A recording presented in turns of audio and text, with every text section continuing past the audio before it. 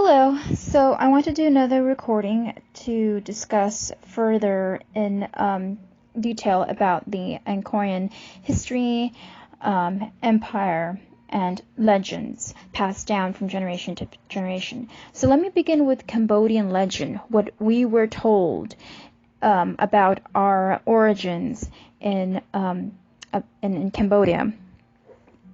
So in ancient Angkor, the legend has it that the Prince Kaundinya married Princess Soma, who is the Naga king's daughter, and therefore created the Khmer race. That is the legend that's been passed down from generation to generation.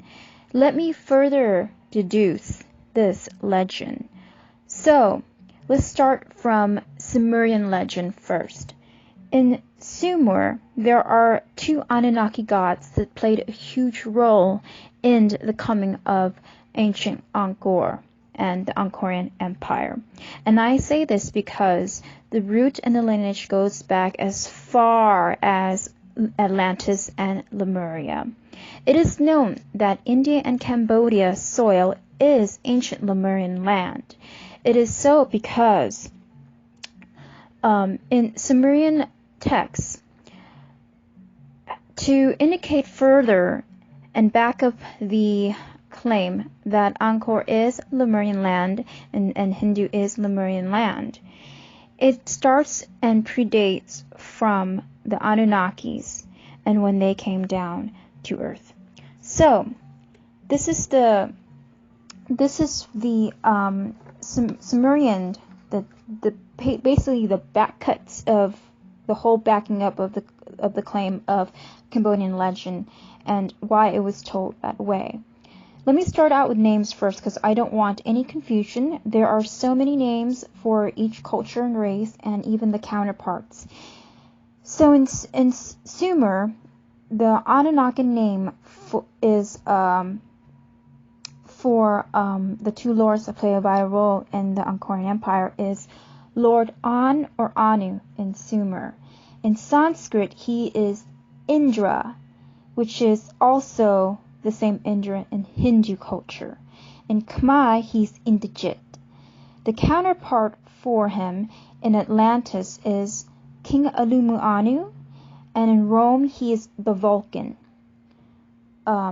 So in Hindu culture, Lord Indra can be seen flying above with a Garda and the Kruts and the Nagas and so forth. That is the legend for the Sumerian god Lord An. That's who he is in the counterparts within Southeast Asia and the Pacific. So the second god here is Lord Ea or Enki. He's the Sumerian Anunnakin god. In Sanskrit, he is called Angkea. In Hindu, he is known as the Lord Vishnu. In Khmer, he is also known as Angka or Angkia. The counterpart for this god in Atlantis is Poseidon. In Rome, he is King Neptune. So those are the counterparts whom the cultures and religions and so forth has called these particular gods. They're originally Anunnaki gods, Anunnaki lords, in which Hindu and Khmer culture has called them. So this is the basically the back legend going between what Khmer people have told or passed along versus the Sumerian legend of how the Angkorean Empire was created and why. So Lord An or Anu, aka Lord Indra, he instructed his son Lord Ea or Lord Enki, aka Vishnu, to send the Virulapak, who in Sanskrit, this creature is the ruler of the Kruts and the Nagas. The Kruts are humanoid flying birds, and the Nagas are the reptilian serpents. They're both wisdom keepers. And throughout the land of Atlantis and Lemuria, Lord An instructed his son Lord Ea aka Lord Indra and aka Lord Vishnu. Like I said, they're two counterparts, two different legends, so it's not a match. But we'll stick to the Sumerian legend, and I'll use the Sumerian names instead of the Hindu and Khmer names. And then I will go ahead and let you know the names or pretext for that particular god, so it can make it less confusing. Okay, so basically, it is known that, he sent the Krits and the Nagas and emissaries to send sacred Enochian texts, which were the Sanskrits, into the regions from Lemuria, which is where the Chaldeans in the land of Ur preside, into the Southeast Asia Minor, which is now the regions of India and Cambodia and so forth. And, these countries or lands which were originally Lemurian lands. The Kruts and Nagas were wisdom keepers, and that's basically where the Khmer word guru for teachers was derived by the Kruts. Lord Ea, or Lord Enki, he presided in Southeast Asia Minor, and he instructed the kings to build the Chaldee, which means the holy cities in Sumerian language, or the Rishi cities, which is Hindu language, as his abode or a spaceport to transport from earth to heaven to meet his father, Lord An or Anu, aka in Hindu culture Indra. Okay? In Hindu culture, Lord Ea or Enki is Lord Vishnu. So, that's that. So basically, how the Prince Kaundinya and Princess Soma came to light. This is the part where how Angkor came to be and how the Khmer race come to exist. This predates before 100 BC. It's way back. That's where our lineage or our heritage and root race come from. So basically, mankind has already existed. Many walked the earth, many were created. And mankind was created by Lord Ea or Enki. He's the father of creation.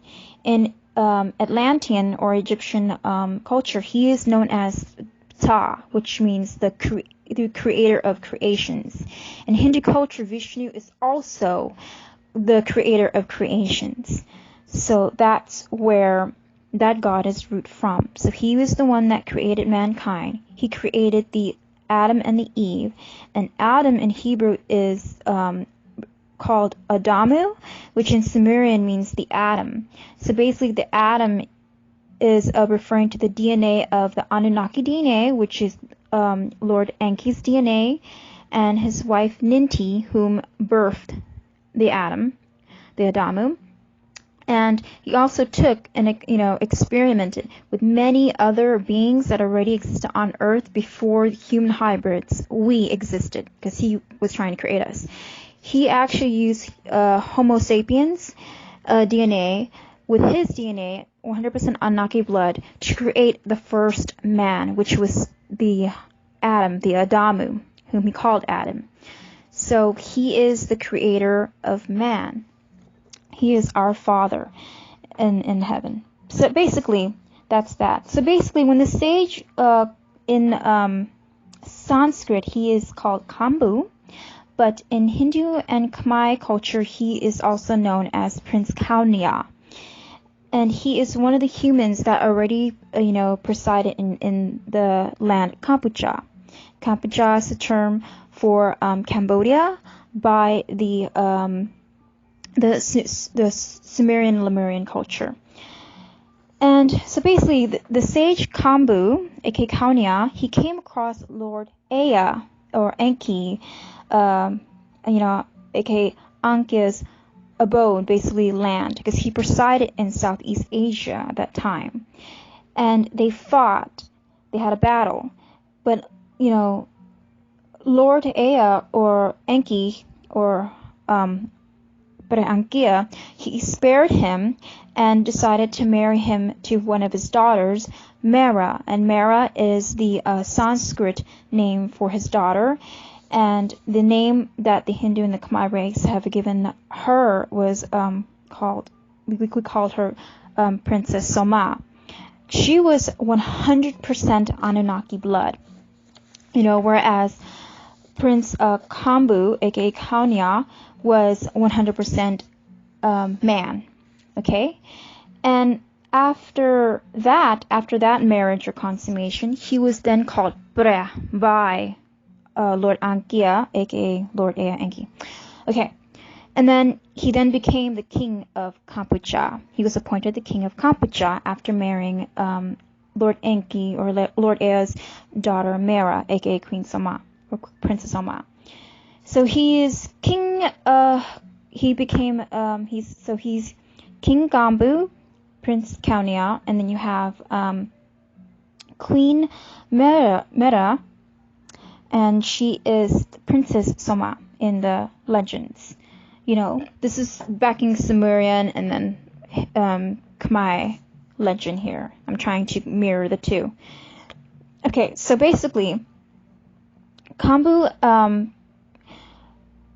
Kumbha and Princess Mera, or Prince Kaundinya and Princess Soma, they created the Khmer people.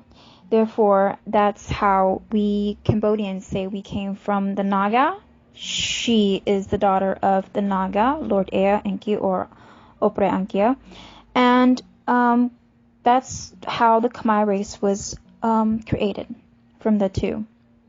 Now, the word Khmer which is where their names derived. If you combine Kumbha and Mera's name together, you have the word Khmer. So that's how the word Khmer was derived.